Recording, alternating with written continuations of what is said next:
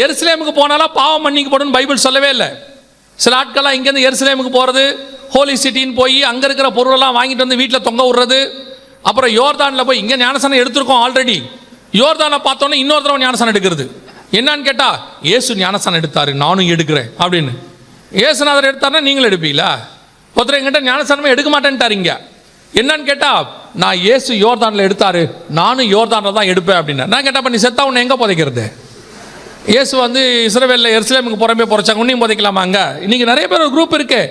இந்த இவங்கெல்லாம் யாருன்னு கேட்டிங்கன்னா எமோஷனல் கிறிஸ்டியன்ஸ். அப்படியே போய் பார்த்த உடனே அது ஏதோ ஒன்று பார்த்த உடனே ஒருத்தர் ஃபோட்டோ எடுத்து போடுறாரு, பேதுரு, இயேசு பேதுருக்கு மீன் சுட்ட இடத்தில் நாங்களும் மீன் சாப்பிடுகிறோம். என்னது இது? இது எப்படி கண்டுபிடிச்சாங்க? என்ன மீனுன்னு தெரியல பாவம். அதுக்கு பேர் பீட்டர் ஃபிஷ். ஆமாம், அவனை கண்டுபிடிச்சி வச்சிருக்கான். இந்த யூதா இருக்கான் பாருங்க, அவன் செம்ம அறிவாளி. அவன் லூசுகளை பார்த்தா செம்மையாக சம்பாதிக்க ஆரம்பிச்சிருவான். யூதன் அவனுக்கு தெரியும் யார்கிட்ட எப்படி சம்பாதிக்கணும், நல்லா தெரியும். இப்போ நம்ம ஆளுங்க இங்கேருந்து போதா, இங்கே ஆள்கிட்ட சம்பாதிக்கிறதுக்கு நிறைய வச்சுருக்கான் அவன். அப்படியே போட்டு எனக்கு தெரிஞ்சு இயேசுவில் சிலுவையில் அரைஞ்ச மரத்தில் செய்யப்பட்ட சிலுவைன்னு ஒரு 20 வருஷமாக வருது. இயேசு ஒரு சிலுவை மரத்தில் அரைச்சாங்கல்ல, அதே மரத்தில் செஞ்ச சிலுவைன்னு குட்டி குட்டியாக வரும், வீட்டில் தொங்க விட்டுருப்பாங்க. என்னன்னு கேட்டால் அது ஒரு பெருமையாக சொல்லுவாங்க, இயேசு ஒரு மரத்தில் அடித்தாங்க இல்லைங்க, அந்த மரத்தில் செஞ்ச சிலுவை ஆம்பாங்க. அப்படி எனக்கு தெரிஞ்சு ஒரு 10 வருஷம் இருக்குது. இயேசு ஒரு மரத்தில் அடித்தாங்களா, ஒரு டன் மரத்தில் ஏற்றி விட்டாங்களா?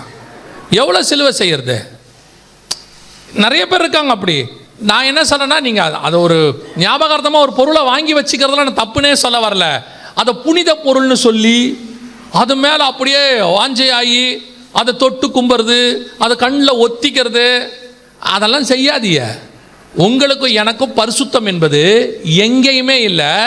எங்கே முழங்கால் போட்டு பாவ மன்னிப்பு கேட்குறீங்களோ அங்கேயே கர்த்தர் பாவங்களை மன்னிக்க வல்லமை உள்ளவராக இருக்கிறார். அவ்வளவே நம்மளுக்கு ஆண்டவர் வச்சிருக்குது. நம்ம ஆண்டவர் நம்மளை எந்த கஷ்டமும் படுத்தவே இல்லை. அந்த ஊருக்கு போ, இந்த ஊருக்கு போ, முடிய கொடு, தலையை கொடு, எதையுமே கேட்கல. ஆண்டவர் சொன்னார், உனக்காக நான் எல்லாத்தையும் கொடுத்துட்டேன், நீ இருதயத்தை மட்டும் கொடுத்தீங்கன்னா போதும், நான் உன் பாவத்தை மன்னிச்சு கொடுத்துறேன்னு சொல்றாரு. இவன் கேட்க மாட்டேன்னு அடம் முடிக்கிறான். எனக்கு போய் அங்கே போய் மண் அள்ளிக்கிட்டு வரான் எருசலேம்ல இருந்து. என்னன்னு கேட்டால் புனித மண்ணுங்கிறான். இதை எதுக்கு அங்கே அள்ளணும்? அவன் மண்டையில் இருக்குது, தட்டினாலே விழும் களிமண். அதை எதுக்கு போய் அங்கேருந்து போய் எடுத்துகிட்டு வர்றது? கேட்டால் ஒருத்தர் என்கிட்ட கோச்சிக்கிறாரு, நீங்கள் எப்படி ஒரு புனித நகரத்தை இப்படிலாம் பேசுவாங்க? அது நான் இப்பவும் சொல்கிறேன், நான் சொல்லலை. கலாத்தியர்கள் 4ஆம் அதிகாரத்தில் பவுல் சொல்கிறாரு, இந்த எருசலேம் அடிமைப்பட்டிருக்கிறது, நம்முடைய மேலான தாயானவள் சுயாதீனம் உள்ளவள், புதிய எருசலேம் திரும்பி வருதுங்கிறாரு. நமக்கு ஆண்டவர் பரிசுத்த பூமி வச்சிருக்கிறாரு. நான் இப்போ எருசலேமை குறை சொல்கிறேன்னு நினச்சிடாதீங்க. திருப்பி அடுத்து 20 வரை சொல்லிடுறான், அவர் எருசலேமுக்கு விரோதமாக பேசுகிறேன். நான் எருசலேமுக்கு விரோதமாக பேசல, உங்களை விட எருசலேமுக்காக ஜெபம் பண்ணுறாள். நான் எருசலேமின் சமாதானத்துக்காக கர்த்தர் வேண்டிக் கொள்ள சொல்றாரு. அதுக்காக நீங்க எருசலேமை புனித நகரம், புண்ணிய பூமி, அங்க போய் மண் அள்ளிக்கிட்டு வந்து, யோர்தான்லாம் தண்ணி அள்ளிக்கிட்டு வந்து, அது இதை கூட பரவாயில்ல மன்னிச்சிடலாம். ஒரு ஆள் கொண்டு வந்தார், பாவமா இருந்துச்சு. அவரை பார்த்தா வெள்ளை கலர் பாட்டில் ஒன்று கொண்டாடுறாரு, மண்ணு மாதிரி இருக்கு. மண்ணு தானாமா அது? என்னன்னு கேட்டதுக்கு அவர் சொல்றாரு, ஐயா இது வந்து ரொம்ப விசேஷம்னாரு. இது என்னன்னு கேட்டேன். இப்போ அவர் சொன்னாரு, ராத்திரி ஏரோது பிள்ளையை கொலை செய்ய வரும்போது யோசேப்பு மரியாதை கூட்டிட்டு போனார்ல, அந்த ராத்திரியில் போகிற வழியில் ஒரு குகையில் தங்கி இருக்கிறாங்க. எனக்கு தெரியாது, இவன் கூட போயிருப்பான் போல, பைபிளில் இல்லை, அதில் சொல்கிறாரு அவர். இந்த மாதிரி கூடவே அதில் ஒரு குகையில் போய் தங்குனாங்க. இயேசு வந்து பசியில் அழுது இருக்கிறாரு. அழுத உடனே மரியாள் பால் கொடுத்துருக்குறாங்க. கொடுத்த உடனே இயேசுநாதர் குடிக்க தெரியாமல் கீழே துப்பி இருக்கிறாரு. அந்த அதில் நான் சொல்லலை, அந்த கதை இருக்குது, அப்படியே இருக்குது. துப்பன இடம் ஃபுல்லாக இப்போ மண்ணு ஒயிட்டாக மாறிடுச்சு. அதுக்கு அவன் இருக்கான் பாருங்க, அவன் பெரிய ஆளு. பால் மாதா கோயில்னு ஒன்று கட்டிட்டான். அவனை சும்மாவா சொல்லணும்? அவன் சும்மா எதுக்கு வேணா மாதாவை சேர்த்துருவான். பால் மாதா கோயில்னு ஒன்று கட்டிட்டான். கட்டிட்டு அங்கே போகிறவங்கட்டெல்லாம் பாட்டில் அந்த மண்ணை விற்றுக்கிட்டு இருக்கான். ஏசு பால் துப்பின இடம், ஏசு பால் துப்பின இடம்னு சொல்லி பாட்டிலாக இவங்க வாங்கிட்டு வரான். மண்டையில் மசாலா வேண்டாம். ஏசு பால் துப்பின இடத்துல மண்ணு ஒயிட்டாக இருந்தால் பல்லு வலிக்கு துப்பின இடத்துல எப்படி இருக்கணும்? ஏசு 33 வருஷம் பல்லு வலிக்கு தூக்கி இருக்கிறாரு இல்லையா? ஆமாவா இல்லையா? அப்போ ஏசு ரத்தம் சிந்தின இடத்துல மண்ணு எப்படி இருக்கணும்? இதை போய் காசு கொடுத்து வாங்கிட்டு வரான். நம்ம எதாவது கேட்டோம்னா திட்டுறான். நீங்களும் அப்படி இருக்காதீர்கள். இனிமேட்டு போக மாட்டேன்ற ஒரு அலையிலே சொல்லுங்க பார்ப்போம். அப்போ போகிற பிளானில் இருந்திருக்கியா? அவங்க நினைக்கிறாங்க இந்த மீட்டிங் முடிகிற வரைக்கும் நான் அலையிலேயே சொன்னேன், நான் ஏன்னு மட்டும் கேளு அப்படின்னு. கவனிச்சுக்கொள்ளுங்க, நம்முடைய ஆண்டவன் நமக்கு கொடுத்துருக்கிற பாவ மன்னிப்பு மாதிரி விலையேற பெற்றதும் ரொம்ப லகுவானதும் உலகத்திலே யாருக்கும் கிடைக்காத ஒன்று. ஆண்டவர் ஒன்றுமே சொல்லலை, நீ முழங்கால் போட்டு பாவ மன்னிப்பு கேளு, நான் மன்னிச்சிடுறேங்கிறார். எதுக்கு அதுக்கு இவ்வளோ கஷ்டப்படுறாங்கன்னே தெரியவே இல்லை. புனித நகரம்னு நான் என்ன சொல்கிறேன்னா, ஒரு குரூப் அதை பிஸ்னஸாக பண்ணுது, அது அவங்க இஷ்டம். நீங்கள் ஏமாறாதிருங்கள். எங்கேயுமே புனிதம் கிடையாது. நீங்கள் உங்கள் வீட்டில் ரூமில் கதவை சாத்திட்டு ஜோம் பண்ணுறீங்களே, அது புனிதம். அந்த இடம் தேவன் உங்களை நிரப்புறாரு பாருங்க, அங்கேயே உங்கள் பாவம் மன்னிக்கப்படுது. அவ்வளோதான், வேலை முடிஞ்சிருச்சு. அப்போது யூதனுக்கு அது பரிசுத்த நகரம். அவன் என்ன சொல்கிறான்னா, இது எனக்கு பரிசுத்த நகரம். ஸோ அவங்க என்ன சொல்கிறாங்க, அந்த வசனம் என்ன சொல்லுதுன்னா, புறஜாதியாரின் காலம் நிறைவேறும் வரை எருசலேம் புறஜாதியாரால் மிதிக்கப்படும். அப்படின்னா என்ன அர்த்தம்னா, ஒவ்வொரு மதக்காரங்களுக்கும் ஒரு புனித நகரம் இருக்குது. இப்போ இவங்களுக்கு இருக்குது, இந்த பக்கத்தில் இருக்குது இல்லையா, அந்த மாதிரி ஒவ்வொருத்தருக்கும் இருக்குது. அந்த மாதிரி யூதர் எருசலேமை புனித நகரமாக மாற்றிடுவான். எப்போ மாற்றுவானா, இந்த இடம் போன உடனே. ஏன்னா புறஜாதியார் உள்ளே வர முடியாது. ஃபுல்லாக என்ன பண்ணிடுவான், இப்போவே அதை ஃபுல்லாக லாக் பண்ணிட்டான், யாரும் வரக்கூடாதுன்ட்டான் உள்ள. நீங்கள் பாருங்கள், இதை தட்டுவாங்க.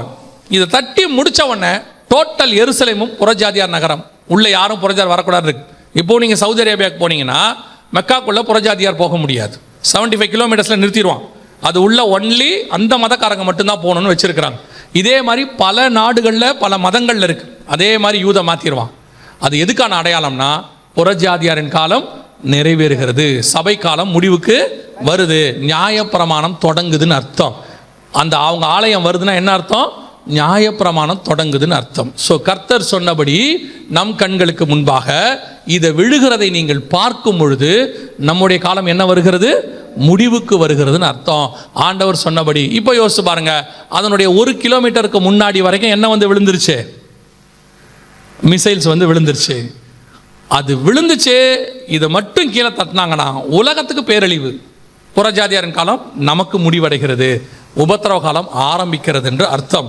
இது ஏன் உங்களுக்கு இவ்வளோ சொல்லப்படுதுன்னா, இது அத்தனையும் இந்த 75 வருஷத்தில் நடக்கிற சம்பவம்.